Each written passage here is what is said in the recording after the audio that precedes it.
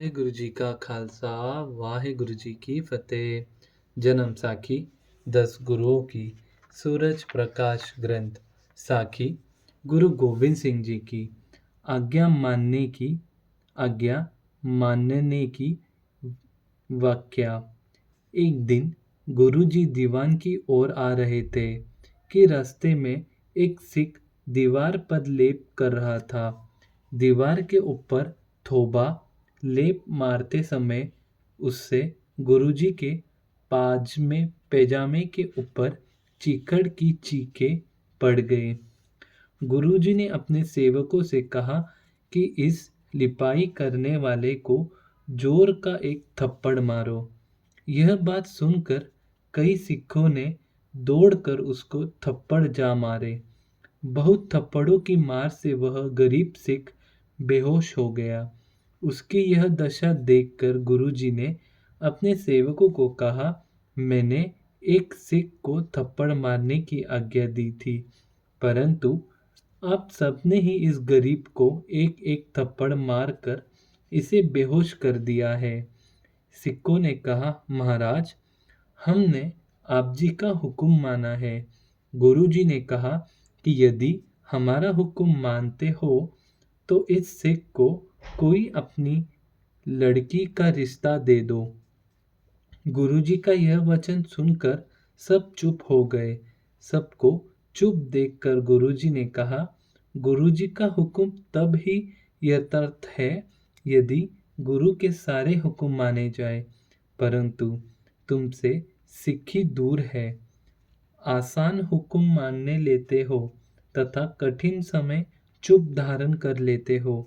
गुरुजी का यह वाक्य सुनकर कंधार के एक सिख अजैब सिंह ने अपनी लड़की का रिश्ता उसी सिंह को दे दिया तथा गुरु की अटूट खुशी प्राप्त की। धन गुरु नानक। गुरु की देग वाहिगुरु की देग है। एक दिन सिखों के प्रति गुरुजी ने कहा कि जो गुरु की देग है वह वाहिगुरु की देग है। इस गुरु की देग को जो श्रद्धा से नहीं खाता वह गुरु का सिख नहीं। आगे से तुम इस बात का ध्यान रखना कि जो हमने मर्यादा बताई है वह धारण करके प्रसादा तैयार किया करो। तदुपरांत अरदास करके वर्ण शम के भ्रम को त्याग कर प्रसाद बांटा करो तथा प्रसाद खाने वाला तव प्रसाद कह के खाया करे तथा तृप्त होकर हाथ मुंह साफ करके चूल्हे की अरदास करे। सिखों की सेवा सिख करे। सिखों को पंगत से न उठाए।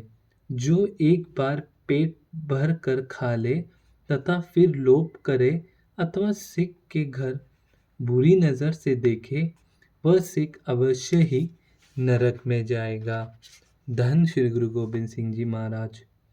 सुनार सिख नहीं। एक दिन गुरुजी के पास एक सुनार का लड़का सुगंध सिंह सरहद के रहने वाला आया।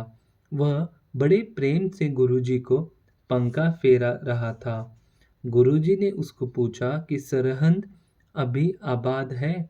उसने हाथ जोड़कर कहा, महाराज, आबाद करना तथा उजाड़ देना आप जी के ही वश में है।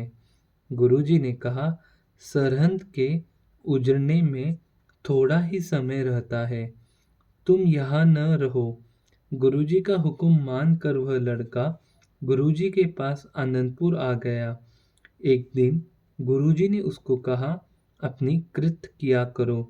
उसने कहा, जी मैं सुनार का काम अच्छी तरह जानता हूँ। गुरुजी ने उसको एक सुंदर जेवर घड़ने के लिए 11 मोहरें दी, जिसका उसने जेवर घड़कर गुरुजी को दे दिया। गुरुजी उसके ऊपर बड़े प्रसन्न हुए। धन श्री गुरु गोबिंद सिंह जी महाराज। एक दिन फिर गुरुजी ने उसको 20 मोहरें कड़ों की जोड़ी घड़ने के लिए दी। जब कड़े घड़े हुए गुरुजी ने तोले तो वह 17 मोहरों का सोना पूरा हुआ। जब गुरुजी ने उसको पूछा, हे लड़के, तुम कहते थे मैं सत्संगी हूँ, मुझ में कोई दोष नहीं है, परंतु बताओ इससे ज़्यादा क्या दोष हो सकता है। मजदूरी भी पूरी लेता रहा तथा सोना भी चोरी करता रहा।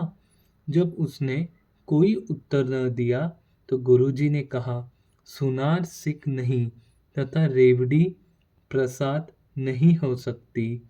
धन श्री गुरु गोबिंद सिंह जी महाराज। वाहे गुरु जी का खालसा, वाहे गुरु जी की फतेह।